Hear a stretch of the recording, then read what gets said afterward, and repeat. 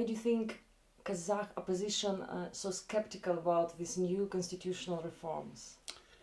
I think mainly because the proposed reforms change only represent changes in arrangements rather than actual substance.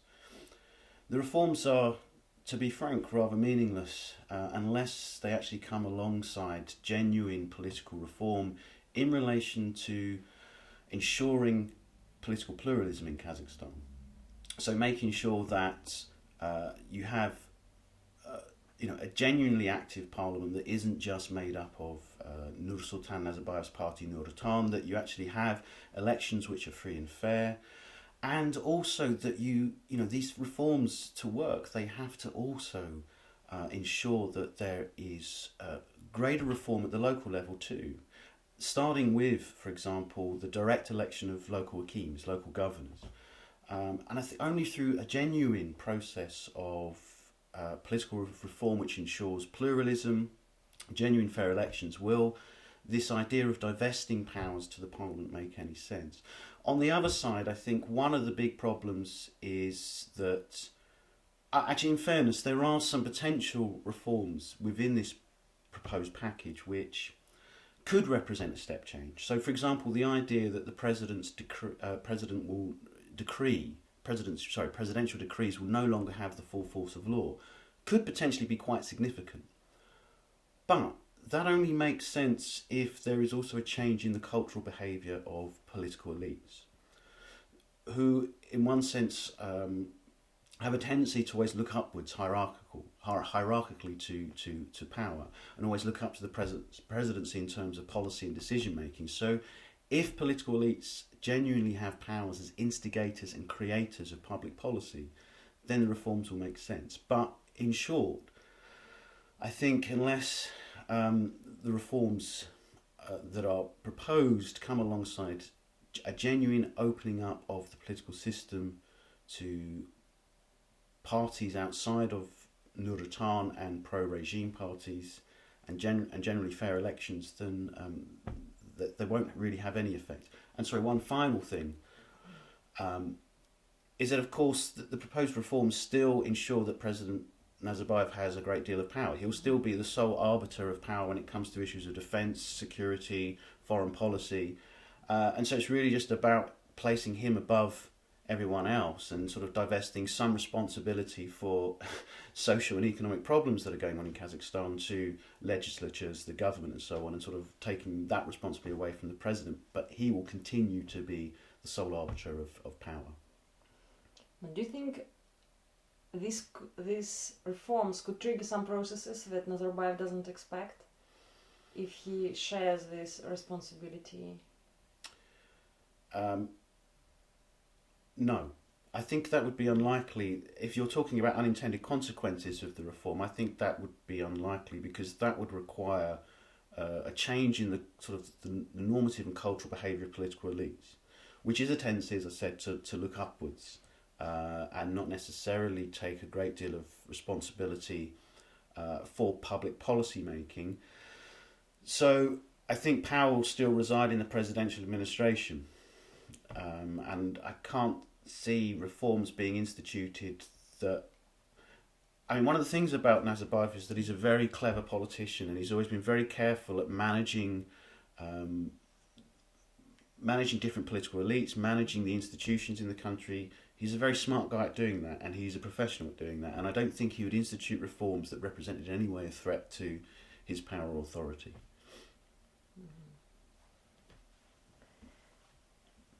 How do you think these so-called liberal constitutional reforms come along with arresting journalists, closing down social media space and free press in Kazakhstan? Yeah, I mean, they sit in tension in many ways with what's been going on, certainly over the last decade. When I first went to Kazakhstan, which was about a decade ago, I was struck by the sense that despite it being a closed, non-democratic, authoritarian country, if you visited a city like Almaty, there was a palpable sense of opposition activity. You could attend discussion clubs in the city, and there was a number of independent opposition newspapers. There were some independent news channels at the time. But what we've seen, and there were opposition parties who were fairly active. If you'd visited any of the headquarters of opposition parties at that time, they were active places with young people, and they were buzzing. But what we've seen over the last decade actually is a significant change in the gradual closing down of public spaces and public sites for opposition independent voices. This has included, of course, either the complete banning of opposition parties or the marginalisation of opposition parties from the political process. It's included the gradual closing down of independent newspapers, independent news sites, the arrest of journalists, attack also on the independence of trade unions. All these different sites, these sites that were once available for some free public discussion, have slowly just been closed down over the last decade or so. Well, actually, it's a process that's been going on for 20 years, but I think it's become increasingly the case that the public space for open discussion, independent voices outside of the regime has been closed down. The question, of course, is why has this happened? I think it's to do firstly with the consolidation of Nazarbayev's power. This has been a process that's been going on since the 1995 constitution. He's just very gradually consolidated his power in terms of all spheres of the political system. But I think also it portends to a sense that at some point in the near future, a transition of power will take place. And my feeling is that what the regime or the government under Nazarbayev wants to do is to ensure that there's no sense of instability possible, that there's going to be no threats to that transition being a stable process. And so they're trying to close down all potential independent voices, opposition voices, to ensure that when that transition process comes, it's as stable and secure as they can possibly make it. Whether it will be stable and secure, of course, is another question. Mm-hmm. Do you know any latest cases about situation with media in Kazakhstan? How serious is the situation in comparison to Russia, Belarus? I think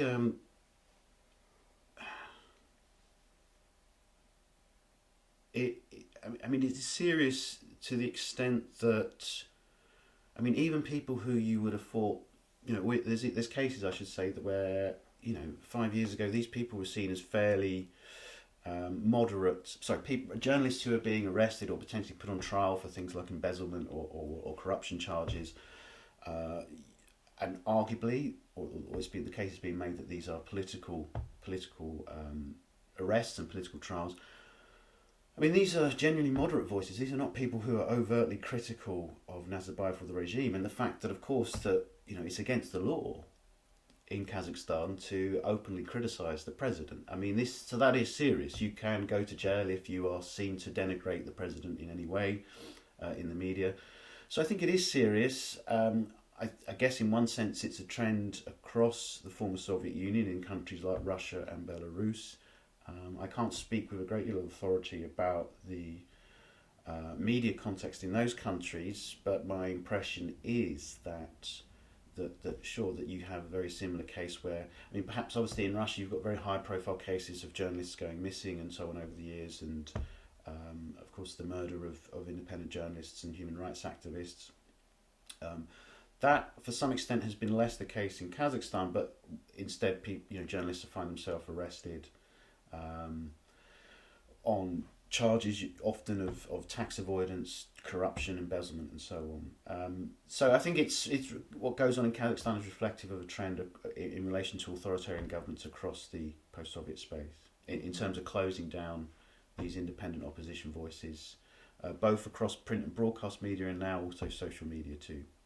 What do you personally think about the personality of Nazarbayev? He says that his politics wouldn't become family business. Like his daughter wouldn't become his successor. So what do you personally think, or it's his manipulation? I think Nazarbayev, I think he's he's a very interesting political figure in the sense that I feel that perhaps psychologically he's genuinely torn.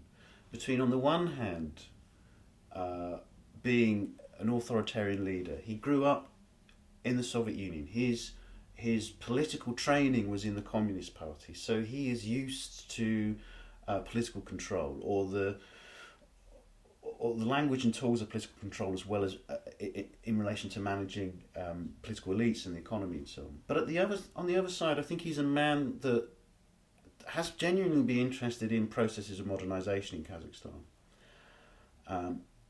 You can quibble about how those modernisation processes have been carried out and the problems that have been caused in relation to, oligarchical elites basically carving up large sections of former state enterprises between themselves, and the types of corruption that has arguably arisen in Kazakhstan. So I think there's always been this tension between this sort of authoritarian control tendency and a modernisation tendency. I get the impression that he's very concerned about the legacy that he leaves. He certainly would like to be seen as some kind of Ataturkian figure of creating this sort of very stable, prosperous, secular country that looks both to the West, it looks to Europe, but it also looks to the East, in China and so on. So at a crossroads of the world, the heart of Eurasia. I think also he's very keen to be seen as an international statesman. So a lot of this stuff around the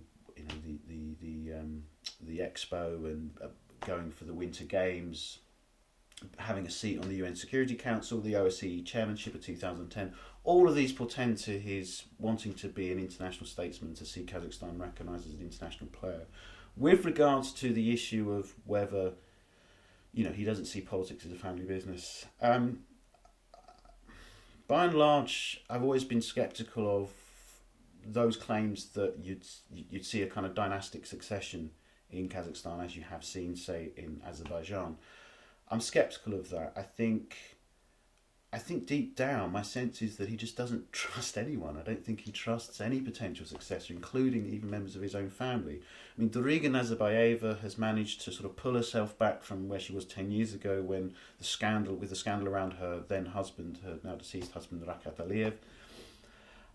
She sort of pulled herself into politics and in a high position, but I'm not entirely convinced that she'll succeed him. I mean, he's given contradictory statements on this. He said, yes, it's not a family business, but at the same time he said, of course, why can't a woman be president? This was, I think, in answer to a question that related to his daughter, Doriga. Maybe politics isn't a family business, but perhaps, I don't know.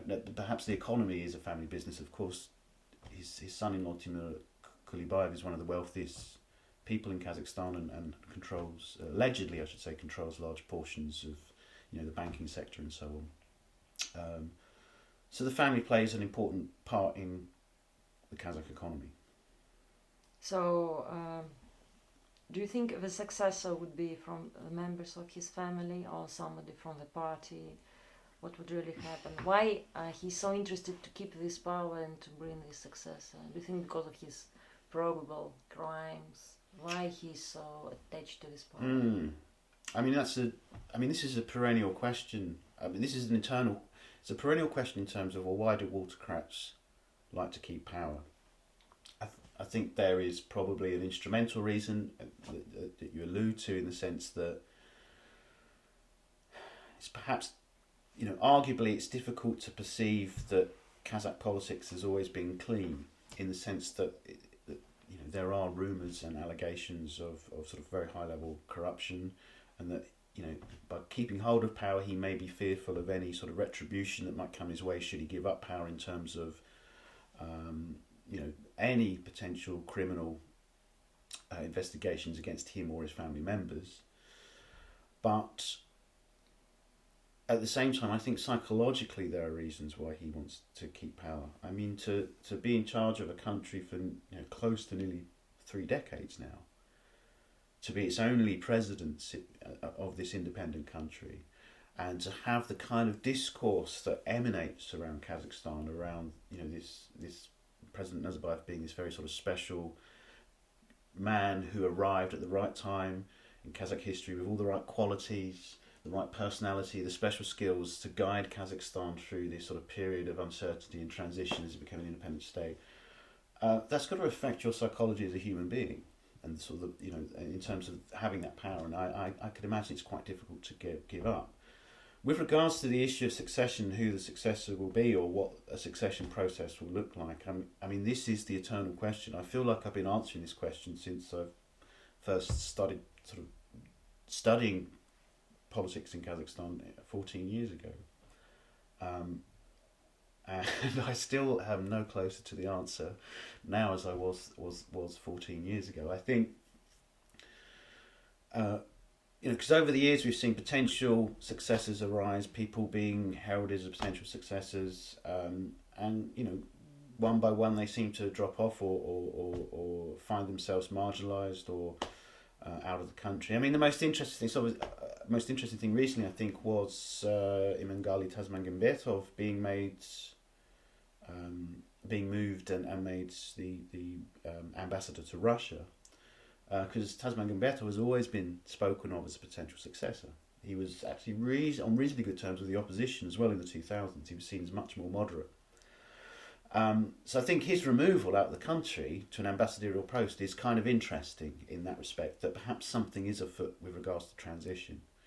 And in relation to these constitutional reforms, perhaps that is part of the process. Perhaps this is what's going on, the idea that, you know, if they genuinely are going to divest some powers to Parliament and to the government, that it's a way of ensuring that, you know, Nazarbayev can step back, still maintain control of foreign policy, security, and have this sort of great grand kind of overseeing arbitrary role, and that a new president emerges but perhaps with lesser powers as a way to ensure that whoever succeeds Nazarbayev isn't able to consolidate the power in the way that he has done.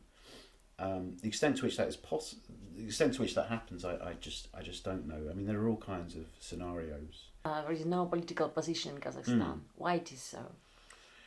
I mean, again, I think that the president has just been very savvy and very smart at outmanoeuvring the potential opposition. I think that the first thing when we talk about opposition in Kazakhstan, I think we need to be very clear about, well, what do we mean by opposition? Because generally speaking, those groups or those political parties that for the last, you know, over the last decade, last 15 years, that we've always talked about as being the opposition, were themselves former members of Nazarbayev's elite circle. They were former political elites. They were former members of the government, or they were former, you know, Akims who had reasonably close ties to the president.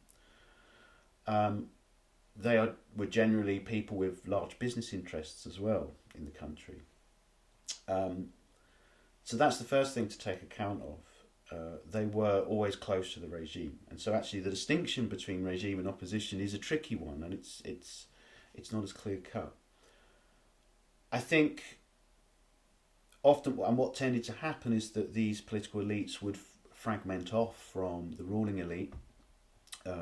Certainly there was a number of periods in the 2000s where this happened. They would create their own political parties that were opposition parties, so-called opposition parties, and they would seek to fight the elections. But elections were always very, very tightly controlled, or always have been reasonably tightly controlled in Kazakhstan. And the consequence of that is, I think, you know, over the years they would get 1, 2, 3% in the elections. I'm thinking of parties like, you know, Nagazakzhol or Azat or OSDP under Yarmakan Tukbay. You know, at the last election, parliamentary elections, they got something like 1% OSDP.